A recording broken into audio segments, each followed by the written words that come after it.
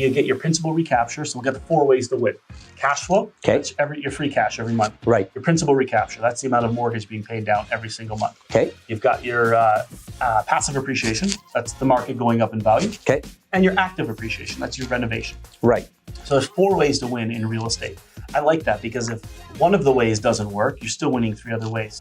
I'm on top of the world, now I'm living. Amazing. Remarkable. Motivating, educational, inspiring. Information overload.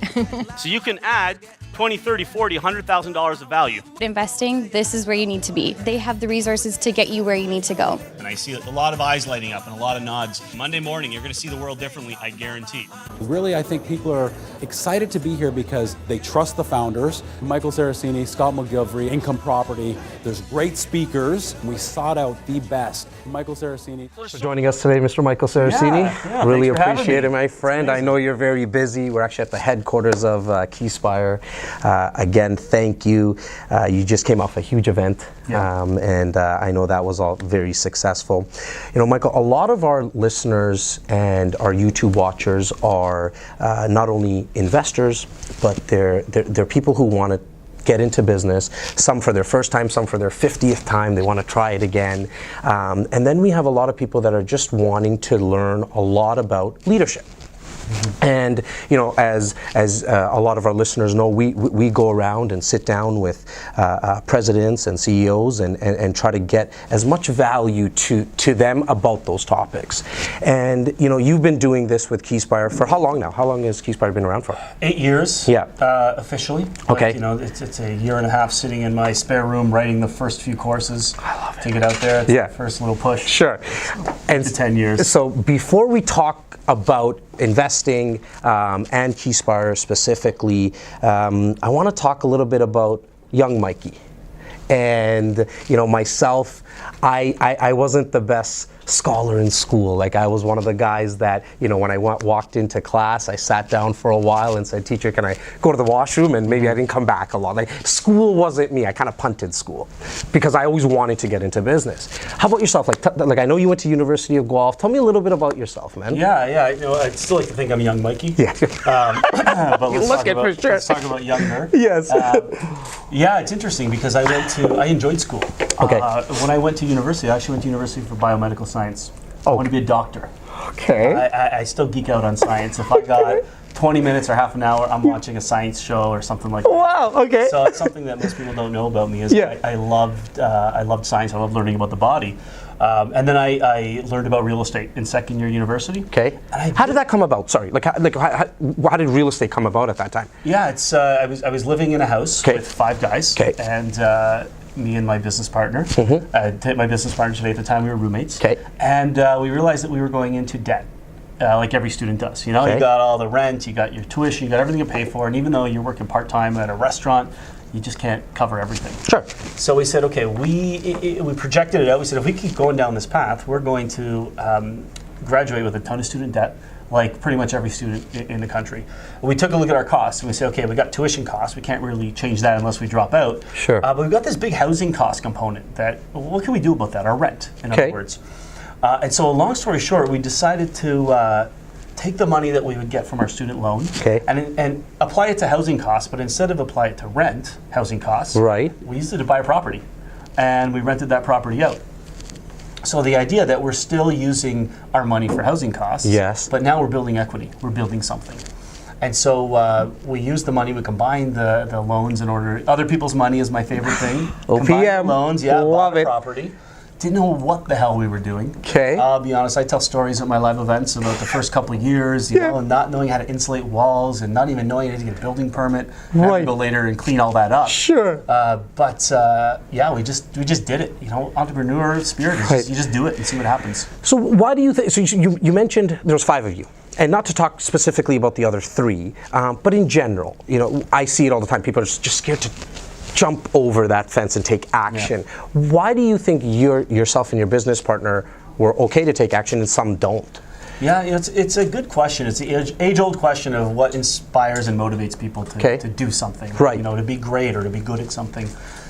I think in like any entrepreneur situation or business, there is always an amount of luck, you know, and luck is the moment where you're prepared and the opportunity presents itself, and the more prepared you are, the more lucky you get. For sure. But there's always the serendipity of right place at the right time, and with my business partner and I, we worked at a restaurant together, so we had a lot of time after hours and between shifts to be able to talk about these things and share ideas. And you know, one of the things I tell people is join a mastermind group, join a group where you can share ideas, you can inspire each other, right? Because that's where you unlock the greatness that you already have inside you. Yes. You know, going it alone is possible, but it's always better to go it with somebody and to be able to support each other. Right. So now that first property, obviously there's tons of stories. Didn't know what to kind of do in terms of like insulation and all that. Yeah. How about tenants? Like, were you guys scared to find tenants? Like, that's we hear horror stories, right? But there's not that many, really. But talk to us about that. Well, you always hear for every 100 stories, if there's 5 horror stories, you hear the 5. Yes, so true. It's like reviews at restaurants. You get 100 people go for dinner. Right. If you have a great experience, you're not going to write anything. But if you have a shitty time, you're going to write a bad review. So you look on every restaurant website, it's all bad reviews. Right. It's a great place. Right. Anyway, same thing with tenant stories, right? It's always the bad ones you hear. Right. Tenants were actually our advantage in the marketplace, which was interesting. Okay. It's one of the business principles I like to talk about is find your advantage and just hit your advantage, because we all have different strengths and weaknesses. Right. Work on your strength. We had a lot of weaknesses. Early 20s, young, no money, nobody took us seriously, right? You walk into a bank or walk into a mortgage broker office and they're like, well, you guys are going to buy a property. Get out of here, yeah. Right, so a lot of disadvantages. We had one advantage is we were students at the university. We knew all of the people looking to rent properties. So the fact that we had the in, we had an unlimited supply of tenants, which means we could charge the most for our rent and we could have the best tenants because we had selection, supply and demand. So that was, for us, that was our advantage that we had over the market, is that we rented to our friends. I remember sitting in class with my tenants all the time, which was really cool. It was right in front of you. Yeah. Like, we need a new home next year, we need a new room. Exactly. They're right there. They come talk to us, and we'd be able to just pair people while we're at school, in the library, whatever. It was great. It was pretty easy in that sense, right? That's awesome. Now, about other investment strategies. So obviously student housing was... What did you guys do after the first property? I want to touch on that. Like, did you guys go buy more? Was this becoming kind of like an addiction at that time? Yeah, no, it's a great point. So the idea of finding something that works and continuing to do it, as opposed to branching out right away. So a lot of people think that in business they have to be doing so many different things in order to be successful. But at the end of the day, if you do one thing and you do it really well, you'll be more successful than the person that spreads himself too thin. Right? Google, they do one thing, they do it really well, and once they made $20 billion a month, they started buying some other companies. And then it became a verb. Yeah, right. Yeah, it became a verb. Yeah. So the idea of that, we applied without even knowing it, because we didn't really know what we were doing. So after the first student rental, I just bought another student rental and another student rental, and it was just the same thing. Some of them were on the same street. So knowing exactly what I was doing and doing the same thing over and over again was tremendously helpful. You know, I tell people I didn't go buy a student rental and then a 2-unit home and then a student rental and then a 40-story apartment building and then a laundromat and then a plaza. Right. The first 5 years was the same niche, the same type of product, the same type of tenant. Now diversification theory would say, well, I'm not diversified enough. Right. But the economies of scale outweighed that. Yes. Right? I had the same everything for every tenant, the same package, same bus routes, all of that. Where did that come from? Like, did you go to a course or something and learn how to make sure that you're packaging, having one package the same? We've known each other for years, so I've heard you say that you're going to paint the house the same color. Where did that come about? Is that just kind of trial and error? Like, where did that come? Yeah, it's mostly trial and error. Okay. I got to be honest, it's mostly trial and error. It's just doing something. Yeah. So here's the thing: you can have trial and error, but it means nothing if you don't record it. So one of the most important things that I did, and one of my biggest pieces of advice to anybody watching in any business, keep a business journal, especially when you're starting. Keep a business journal. So write down everything that worked, write down everything that didn't work. And then after a couple years, your business it's only as complicated as do the stuff that works and don't do the stuff that doesn't work anymore. So the idea of painting every house the same color. So in an afternoon, you can paint 10 houses out for $100 as opposed to thousands of dollars. Sure. I did it once, we're like, wait a minute, this is an accident. Hey, this works, let's do it again. Okay. Right, so you record it in your business journal. Right. And when I think about where we've come with Keyspire, really this education company started as just taking our business journals and our rough notes and turning it into the very first course.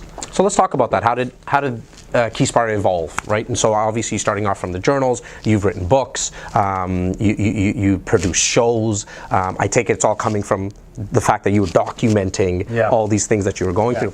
Where did the aha moment come for you? Like, you know what? I think we have something that we have value that we can bring to the marketplace and educate the marketplace. Yeah, there was a couple points. Okay. In any business, there's a couple points where you have this aha moment or this explosive growth in your business. So first of all, I was trained as a scientist. So I'm trained in terms of processes, how the body works. It's a process, there's feedback loops.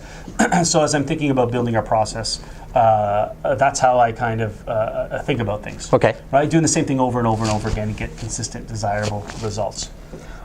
So as we take that, we started becoming more and more successful. We started investing more money in the business. Okay. So I think for the first 5 years, every dollar went back into the business. Some of that went into buying more properties. Some of that went into renovating or hiring. So you didn't go buy Ferraris and stuff like that. You were smart enough to know, take the money, put it back into the business. For 5 years, every dollar.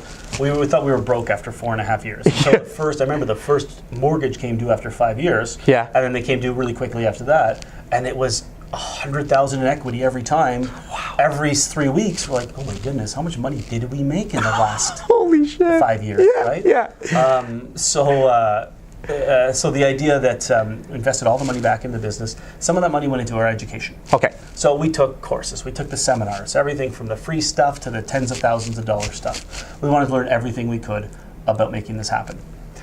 One time, we were at one of the events. At an event, I guess it was a 3-day workshop by one of the companies from the US, and I don't remember who they were, it doesn't matter. Doesn't matter, yeah. All the stuff that they were teaching was American stuff. Okay. Right? Like they would be like, who wants to quit your job in 30 days? Raise your hand. That kind of stuff, right? Yeah, I'm like, don't quit your job, you gotta qualify for financing. Go get a job to do this business, right? You gotta qualify for financing. Get a second job if you have to, right? Job. So true, yeah. Go to school for extra years to get more student loans.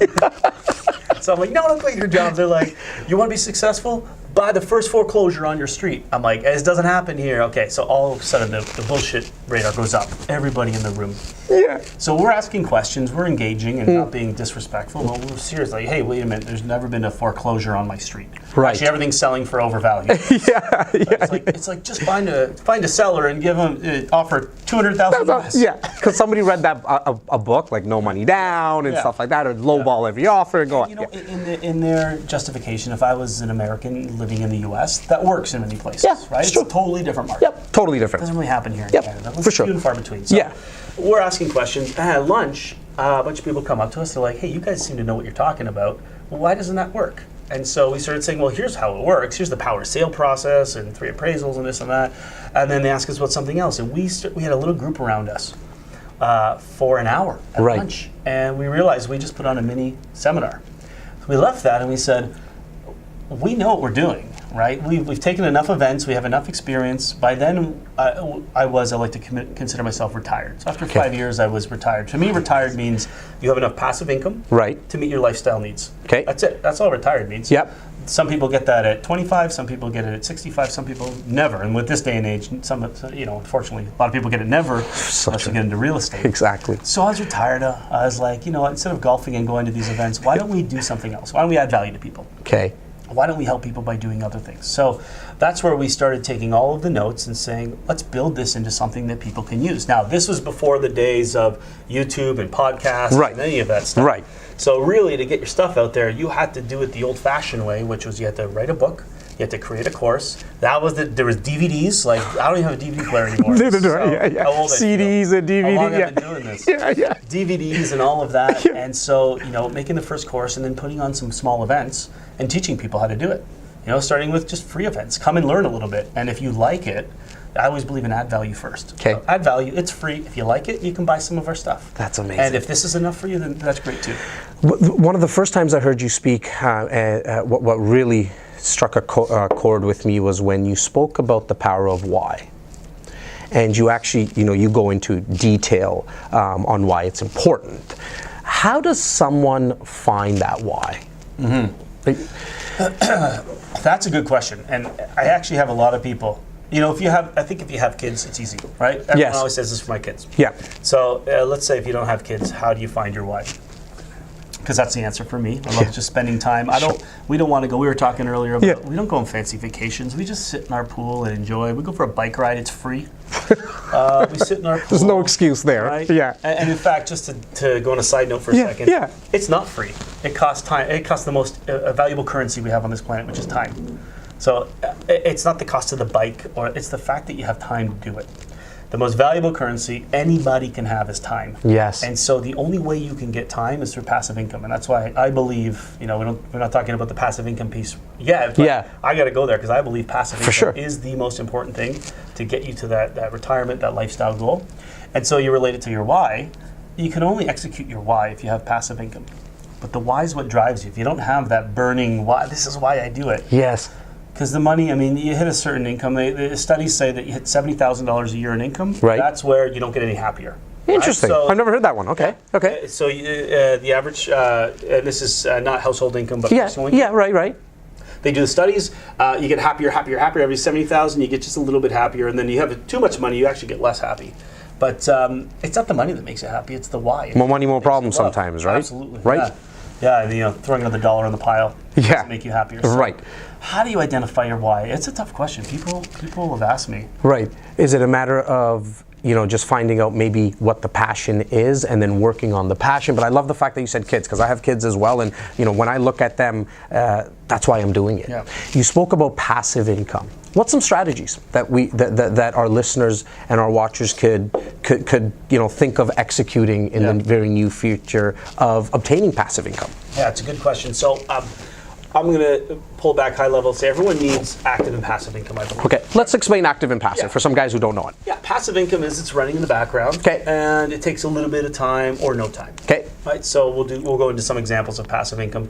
Active income is what you do every single day. Right. You go to work, these billionaires, they're 85 years old, they go to work every day. For sure. Because they love what they do, and it's active income. You're not going to sit at home and just do nothing. Right. So active and passive income are very important. I think the goal in life and the definition of retirement for me is your passive income covers all your needs. Mm-hmm. Your active income is your fun money. Okay, right? You go to work, I like that. You have some fun, you're enjoying it, you do what you love. Sure. And if you didn't do it, you're going to put food on the table, you're going to be just fine. You're going to go on your 2-3 vacations a year because your passive portfolio covers all of that. Right. So I have to say that, active income is very important. Right. But the passive income is the security. So, what is passive income? I call a rental property passive income, even though there's work to do. Right. It's still passive income for me because you're not there 8 hours a day, 5 days a week at your rental property. Mm-hmm. You might be doing it 5 hours a month, 2 hours a month, no hours a month with the property manager. It's not an 8-hour-a-day job. Yeah. Okay. So things like, rental properties, real estate, private lending. Yep. I love private lending, being the bank, renting out your money, and you're basically your tenants. You have no tenants, but you rent your money out. Right. 12 to 15%. And then private equity deals. Whether I'm going to get involved with a deal with you, I put up the money, you do the work. Yep. Private equity on the individual level, or I get involved with developers and invest into the project. All that's passive. Right. You write a check, and then it just happens in the background. But the progression is always active to passive. So you want to get from your active to the passive is what you're saying? Yeah. Okay. Yeah, and I think that's a good path for people to think about. Now, some viewers might be starting with $2-3 million. You can probably go right to passive. Sure. You're in 10% on $3 million, $300,000 a year. That could probably support a lot of lifestyles. Right? Sure. Most people's lifestyles. Yes. The reality is most people aren't starting with $3 million. They might be starting with $30,000 or $3,000 or nothing, like I was. Right. Or negative. I was negative. Zero would have been beautiful. I would have loved to have $0. For sure. Right? I go to no the debt bank, to your name. The bank says to me, you got $0. Here's a $25 fine for charging $0. Like, I don't have any money. I don't have no money. So you're starting with nothing. Right. You got to do the active income strategy. So the flips. Yes. I'm not a big fan of flips, but I am a fan that you need to do them to start making some money. Lease-to-own, rent-to-owns. Sorry, not to cut you off, but in terms of flips, I just want to touch on it really quickly. 1 or 2 tips for somebody to watch. Like, what are they looking for? What have you done? What's maybe a couple of mistakes you've seen someone make? Number one strategy for flipping. Number one tip that everyone needs to do is make sure it qualifies as a rental property. Okay. If you're ever going to do a flip. Okay. That's the biggest thing that I've learned. That's your insurance policy on the flip. Because what happens sometimes is you go to flip a property, and especially when you're new and you don't know how to estimate the carrying costs well, or the construction costs, or things go over time and over budget, like they almost always do, or always do. Right. Renovations. Yes. Or the market softens between the start and the end. Yep. All of these things can happen in a flip. Okay. The way that you can mitigate that is you make sure it qualifies as a rental property. Okay. And once I learned that, all my flips became profitable. Is that a matter of just going to the city, figuring out zoning and what has to be done? It's more of a rental analysis. Right. So, Okay. So the example is I buy a property, and the situation: I buy a property and I'm going to do a flip, and I put in I buy it for $450,000. I want to put $100,000 in, and I want to flip it and sell for $600,000. Yep. Well, the market softens in the 4 or 5 months it takes me, and now I've got $550 in, but it's only worth $530. $530. Right. $500. $500. Sure. So I said, well, I could sell this and take the loss, Right. or I just rent it out for my $3,500 a month. Now, a lot of people think about Right. that, Michael, I'll just because rent it's it a out. backup plan, And then right? when the market goes back up, that's when I'll sell it, right? So Yeah. now I'll get market lift as well as my cash flow every single month, my mortgage paid down. Right. And so I would say qualify the flip Right. as a rental property every single time. Okay, so I know just like myself and my partner and our team, we love buy and hold strategies. What is it about buy and hold that excites you? Yeah. And let's talk a little bit about obviously why you like it as well. Yeah. So it excites me because it's boring. Right? Like I always call it, it's like watching paint dry, right? Yeah. It's very, very slow. But go on. Boring. When you don't hear anything from your buy and hold, this is the best, right? So if Yeah. you set it up properly, you have the proper systems in place, you have the proper welcome package, you have the proper fire safety thing set up. So this is in my system, I have all of this pre-set up so that when Right. you buy a property, it's all ready to go. Right. Which is part of our Keyspire system, is getting those things in place. But you set it up right, you're not going to hear it from most properties, and it's boring. That's what's exciting about it, because it just chugs along in the background. And it doesn't make a ton of money. You know, I see the flip shows on TV, and they're like, we bought a property and we flipped it and we made $120,000 in 3 weeks. Like, that doesn't really happen. It can. Yeah. But really? Yeah. You know, you get Especially not in Canada. You don't really Especially see, not here in Canada. you don't So really see that. you buy a property, you make your few $100 a month in cash flow, your 150, whatever. You get your principal recapture, so we'll get the 4 ways to win. Cash flow, Okay. that's your free cash every month. Right. Your principal recapture, that's the amount of mortgage being paid down every single month. Okay. You've got your passive appreciation, that's the market going up in value. Okay. And your active appreciation, that's your renovation. Right. So there's 4 ways to win in real estate. I like that, because if one of the ways doesn't work, you're still winning 3 other ways. So for example, if the market doesn't go up, it drives me crazy when people say, how can you be a real estate investor? What if the market goes down? I'm like, it will go down. It will. I'm going to hold my property for 25 or 225 years. Right. It's going to pass down to my family, and the market will go up and down the whole way. But one thing I can almost guarantee you, Right. unless an asteroid hits the Earth, Right. it will be worth more at the end Yes. of my life than Yes. when I invested now. When I pass on my estate, it's going to be worth more money in passive appreciation. Right. The beauty is the 4 ways to win the whole way along. I'm Right. making my cash flow, I'm making my rental income, I'm making my passive appreciation. And as you go acquire property after property, you end up with a portfolio of 15, 20 properties paying you passive income. Right. Versus flipping 20 times. Yeah. You end up with no money in your pocket, because I guarantee everybody, you and I, will all spend it. Yes. This is what we do. And the government, they're going to The take. government's going to take the Right. money, and you have no properties. You have Right. no passive income. So 20 years in the future, you still have a job, Right. and you don't have that passive component. Now, off air, you were talking to me about an investor that you were just dealing with not too long ago, in terms of when they refinanced, they were able to refinance and pull out more money. How does that whole process work for some of our guys that have never done that before? Yeah, it's something that we call flip to yourself. Okay, I love that Here term. at Keyspire. Flip Yeah. to yourself. And Yeah. I learned this really early on, and when I was working with my editor writing my first book, we came up with this idea together. I love naming things. Okay. Right? Like a flip to yourself. Yeah. There's this way that we can find 4 ways to win. 4 ways to win. Yeah. We've got the income analyzer. Yeah. That's how we figure out income. To my editor, and I told my editor, I said, look, I love this concept where I don't want to flip to other people. Okay. And my editor was a flipper. He was a flipper. I said, well, why? Right? Everyone likes to flip because that's what the shows say. Yeah, Buy and hold, boring, buy and hold. So, I will caveat it with, you do have to flip to raise money, buy Right. and hold, right? Yes. That's your ultimate goal. Yes. Right? So you might flip 3, hold 1. Flip Yes. 3, hold 1. Everyone Okay. has a different ratio Yep. based on their pro forma. But anyway, flipping. Yeah. So here's what you do. Is Okay. you spend all of this time and effort up front. You qualify for financing and get financing, which is really difficult. Doesn't matter how much money you have or what your income looks like. It's hard work. It's a pain in the butt. And then you do a renovation, which anyone who's done a renovation knows that is not easy either. It's a pain in the butt. And all the other steps in between, fill it with tenants, qualify them, get them all in there. You do all this hard work, and you mean to tell me you're going to sell the property? You've done all of the hard work. All that sweat equity. Yeah. Keep it forever, because the rest of it is just ongoing maintenance. It's the little stuff.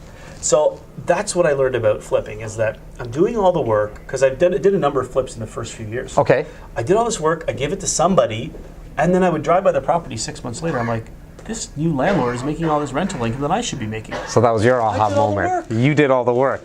So after that, I said, I'm not going to flip it to somebody else anymore. And I just set it up. I'm like, I'm going to flip it to myself. And 15 years later, we still use that term. Still use that term. Flip it to myself. I love it. This means I'm going to buy it. Right. I'm going to add value. Yes. And instead of giving that to somebody else, I'm going to just flip that value to myself. And that often means refinancing. So Right. I refinance at the higher amount, which is what you were saying. I take out the money at new 80% loan to value. Sometimes you get all the money you put in, tax-free, because you're not selling it. It doesn't trigger any disposition. Right. You get the cash, and you have the rental income forever. And now with that cash, you can go to Vegas and spend it. Yeah. Obviously, that's probably not the smart thing to do. You can go buy more. And now you're essentially coining what you said at the start, using other people's money. Using other people's money. Right. And I even look at it this way. I say, people ask me, how'd you get the down payments for the first 15 properties? Yes. I say, easy. It was one down payment. I used it 15 times. That's awesome. I just flipped to myself. I'd take it. I'd be like, let's buy another property. Right. Now, I did a lot of the work myself.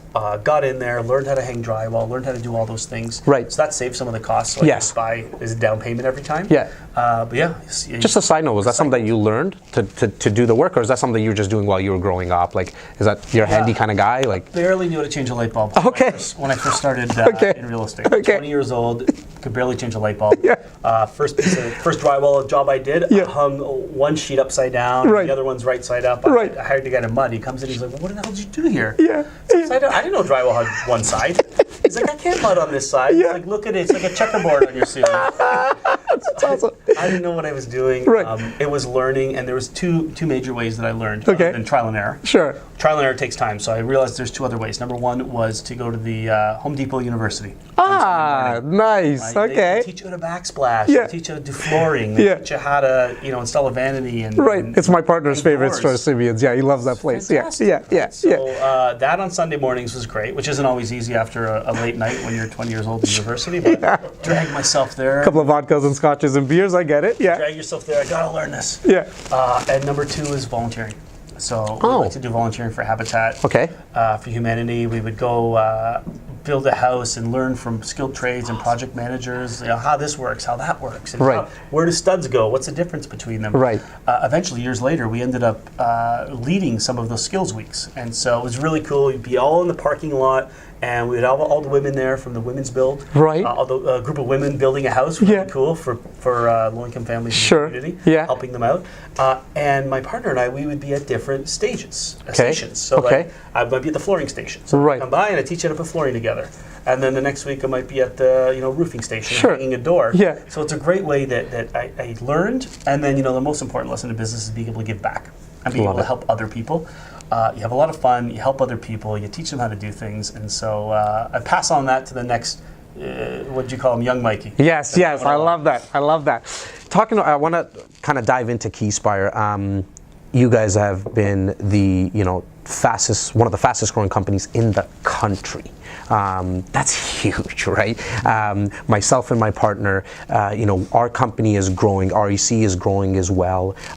What's some tips, not only for our listeners but to myself and my partner about growing the company? How did you guys go about it? And what's maybe a couple of pitfalls and successes that you guys kind of came across? Yeah, it's explosive growth is very difficult for a company. And as I read through different business cases and different sort of MBA-style education, they're always wary about fast growth because there's so many challenges come with it. It sounds great, but there's a lot of challenges. It's like this fireball, this ball of energy that's about to explode. And your job is just to hold it together and allow it to grow nicely, right? Now it's good to grow, but you have to be very strategic on how you grow. And there's lots of challenges. So, we've won the Growth 500 award 3 years in a row. Congratulations, that's huge. Thank you. Yeah, our first year we were the #1 business in Canada in consumer services, which I got to say is probably the most challenging sector to be in. Right. Because business to consumer is a difficult business. It's different than business to business. Business to business, there's an ROI. You demonstrate an ROI, and it's just a business decision. Okay. Whereas business to consumer, there's always emotional element of the purchasing, which, especially in our ROI-driven industry, we try to turn that into a return on investment. Okay. For the consumer. So #1 in the consumer services, which was great. #11 in the country. So that doesn't come without its challenges. Sure. Over 8 years. Yes. So a couple of the things that you can do to help with explosive growth is have a good support system at home. Yes, very important. If you don't have a supporting husband or wife at home, you're in big trouble. So you've got to have a really strong support system. You got to have a good team. Okay. So you got to have good people that are willing to be along for the ride. So it's good to be transparent right up front. When somebody joins the team, it's like, this is an entrepreneurial team. It's very fluid. It's very dynamic, right? And so anybody watching, you might be within anything under 50 or 70 employees, a very fluid entrepreneurial team. Right. Everyone's wearing different hats. Right. It's really important to be upfront in the recruitment process. Okay. Because you can have two people that are great at what they do. If one likes the structure of a big company, no matter how good they are, they're probably not going to thrive in a more smaller, fluid environment, and vice versa. Someone likes fluidity, and you put them to work at an insurance company or a bank, they're going to feel too tied up with red tape. Okay. So the fit for me is not only skill, or not even about skill, because skills can be learned. It's about culture fit. Okay. So it's really important, and you don't hit the mark every time, but it's really important that we're upfront around being a fluid environment, entrepreneurial environment. Love it. And there's some explosive growth coming up, which is going to be a wild ride. Get on the roller coaster, not the ghoster coaster. The ghoster coaster, I like that. Is that what drives you about entrepreneurship? Is the fact that there's explosive growth coming, and is that where you kind of got that entrepreneurial bug from? I think that just it's uncomfortable. Okay. Growing fast. Sure. Growing at all is uncomfortable. Change, because it's constant change. Sure. But for an entrepreneur, I think that's what drives them. I think that's what keeps them going. That's what keeps it exciting. Is the fact that you're always out of your comfort zone. Right. The thing that I like to be mindful of, and I encourage all entrepreneurs to be mindful of, is make sure your team understands. Communicate, over-communicate. Be very transparent with what the plans are and what this growth looks like. Because if you're uncomfortable with change and you're in the driver's seat, imagine the person that's on the bus and there's so much, it's out of control. How are they going to feel? So true. Right. So communicating the plans, being very transparent, is the only way that you're going to get through explosive growth. Right. And really the wild ride that is every small business. So true. I love what you said about over communicating. That's something that that is definitely going to stick with me with this discussion.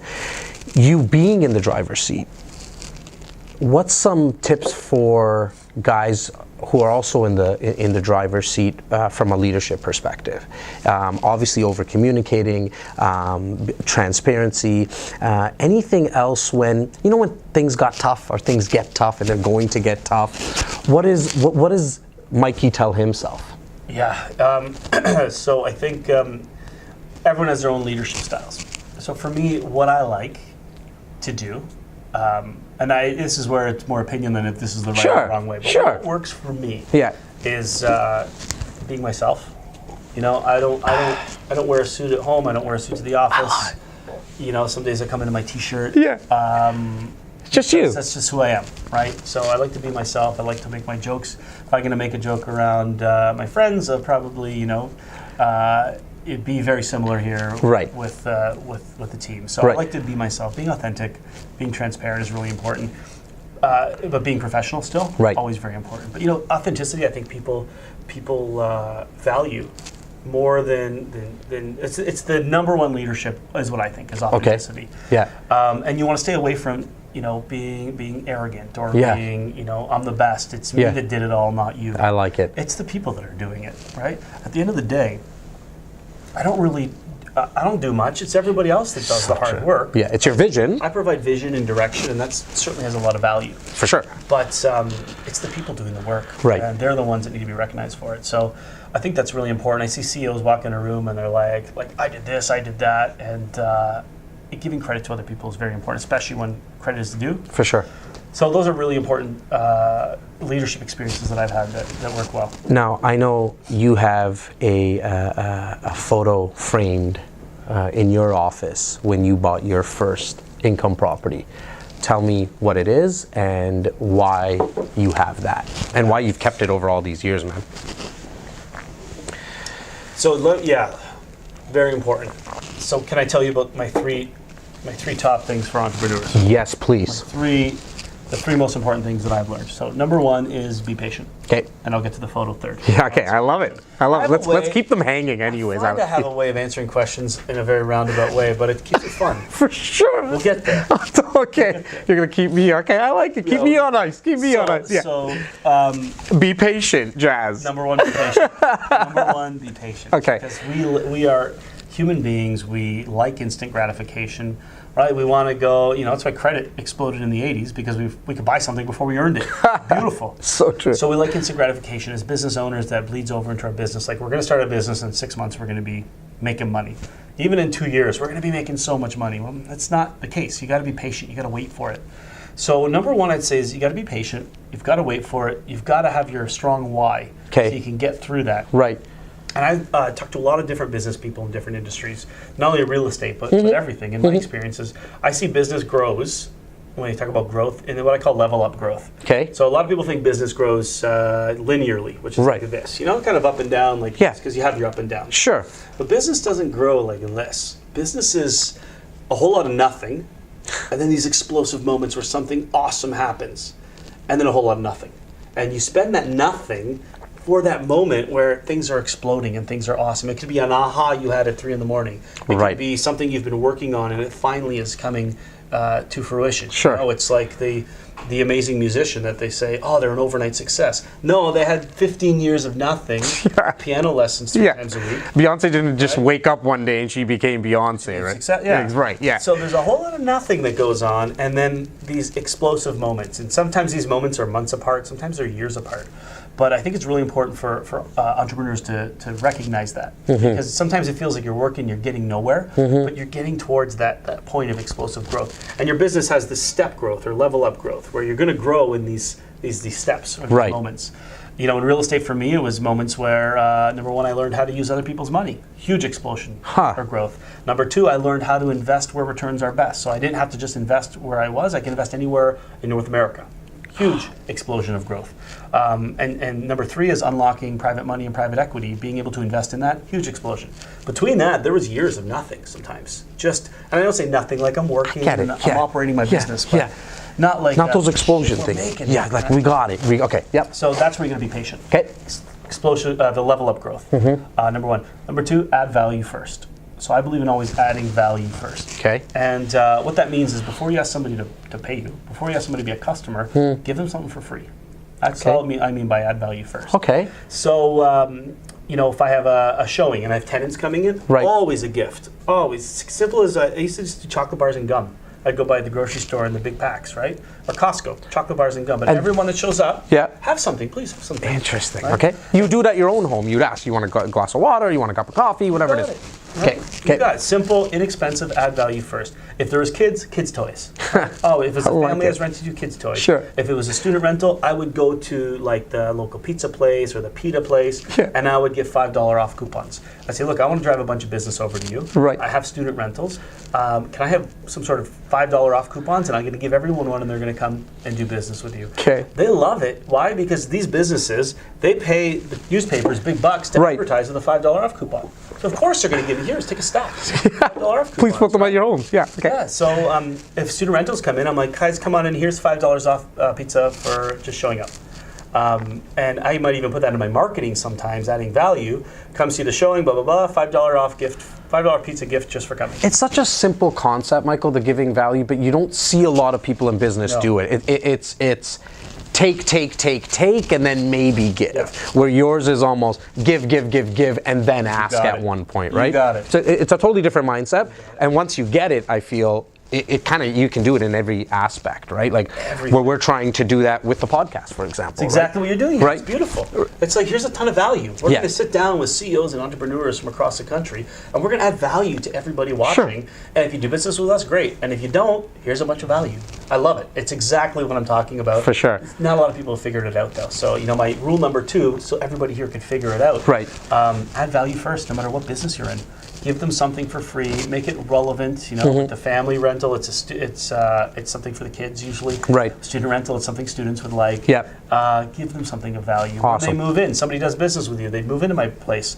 Value. Here's something free. Here's a free gift. Here's a binder of the bus routes and the solid waste resource, the Humane Society. Everything is there for them. And tenants will want to probably stay a bit longer. They might want to move to another property that you have rented. Like it's just endless. Pays for itself. Pays for itself. Well, you get, number one, you get lower turnover. Yes. You get higher renewals. Yes. And the best is you get referrals. So as soon as you start getting referrals, your marketing costs go down. Yeah. And your profits go up Yeah. because you get referrals. And I would always do referral gifts. Here's and you see this with home builders all the time. Why Sure. can't landlords do it? If somebody comes and rents a property, you get Right. $100 each. Yeah, you're not breaking the bank here. Like you're not $200 and talking. $40,000 a year pro forma. So true. Yep. And so adding value first, it can be applicable to every part of life. Before you ask somebody to give you money, add value to them. Love it. Right? And we do it at our live events. Okay. So we do free live events. Okay. They're 2 hours. They're absolutely free. Right. Come learn a little bit about real estate. You don't have to pay for it. The reason we do that is we want to add value to you first. And then if you want to buy something, you want to do business with us, absolutely. And I've seen those events. It's not like you're just having them there and just kind of shooting the shit. You're giving true value. Yeah. You're giving them a lot of education. They essentially can take that and do a lot of it on their own. It's probably not the best way to do it, but the value you're giving is intense. It gives them lots of value, as much as we can jam pack in. So we live it, we do it in every part of the business. That's number 2. So these are long tips, but these are really important. For sure they are. Add value first. The third is probably the most important. It's the simplest, is do something. Okay. Do something. Take a chance. Just do something. The biggest barrier to entry in business is not money or time or skill or experience. It's just doing it. It's just doing something, And that's the entrepreneurial way. We just figure something out. We just do it and we try it. So Right. we do it. We figure it out as we go. Yeah. Right? So I think about buying my first property. I was terrified. Okay. Everybody told me not to buy a property. This is the year 2000. So we're just coming off the tech bubble, coming down. Everyone's telling me in 1989 the interest rates were so high and blah blah blah, and everyone focused on all the bad reasons to buy a property. Okay. I'm like, my numbers look good. I've done the numbers. So it didn't get into doubters gonna doubt. Yeah. It didn't really get into your head. You didn't let that negativity play a part. You knew my numbers look good. I'm going to kind of move forward, right? I just want to make sure that people understand that point where you didn't let them get to you, right? Okay. I would like to say that, but they did get to me. Oh, okay. Awesome. It's a battle, right? It's the getting to you and you're pushing back. And you're like, you're doubting yourself. No, I shouldn't do this. I'm in biomedical science. Why don't I just go do my thing, go to my medical school because that's cool. I like that. That's fun. I said, you know what? No, I know this in my heart of hearts. This is the path. And so a couple things got me through it. Number one, having a business partner. So it's really important, I think, to have somebody that you can support and that can support you. That could be a spouse, it could be a life partner, it could be a business partner, it could even just be a mastermind group. You don't have to be married or with somebody or have a business partner to be successful, but have somebody that you can bounce ideas off of, that you can really just, get support for moving forward. Okay. So that was number one. Number 2 is internalizing and supporting myself. So I have something to share. I wanted to show you. I hid back here. Okay. Now it's going to be hard to see at the cameras probably because of the glare and the lighting. But here is a picture. Okay. It's called. It's a picture of a boat sailing around a lighthouse. Which, back up 200 years, sailing around a lighthouse is very risky. Right. Like you're going to hit a rock, you're going to motor, you're going to rudder this thing around. Who even knows what you do? Right. Right. So this says So true. success. It's by taking chances that we succeed. And I bought this at the dollar store for $1. Yeah. About a month before I bought my first property. Okay. I hung it on my wall. It's cheap. It's, you know, you can see the ears. It's all Yeah, I love it. starting to wrinkle. Yeah, for our listeners, you can't see this, but guys, it's all wrinkled up. It's framed. You can tell it's almost vintage now, right? It's vintage. I like. Yeah. This sits on my wall behind my office here at Keyspire because this is the entrepreneurial spirit. To have success, you've got to take chances. It's only by taking chances that we succeed. So the number one rule for me for entrepreneurs, all that tactical stuff is great. Leveling up and adding value, that's the operational and tactical pieces. Right. The philosophical piece is you got to take a chance in order to succeed. If you don't take a chance at something, you're not going to get anywhere. Right. If you take a chance and fail, well, you will fail. Yes. You're going to fail for 5 times for every time you succeed. But if you don't take a chance, you're never gonna succeed. I just heard Denzel Washington say it a couple of days ago at some speech that he was doing for like a commencement, and he said, "Just fail forward." Yeah. Right. It's perfect. And it doesn't matter, you know. Or Dr. Martin Luther King says, you don't have to see the whole staircase; just take the first step. Yeah. And I can obviously tell you're living that, Mike. I know how busy you are, my friend. Thank you so much for your time. I really appreciate it. We're going to make sure that all the social handles and ways to get more information on Keyspire is, you know, our guys are going to get that. But thank you again for joining us, my friend. Yeah, excellent. Really Well, appreciate thank it. you. It's great Thanks, to be Michael. here. Thank you, Awesome. buddy. Thanks. Awesome, guy. That was Fucking awesome.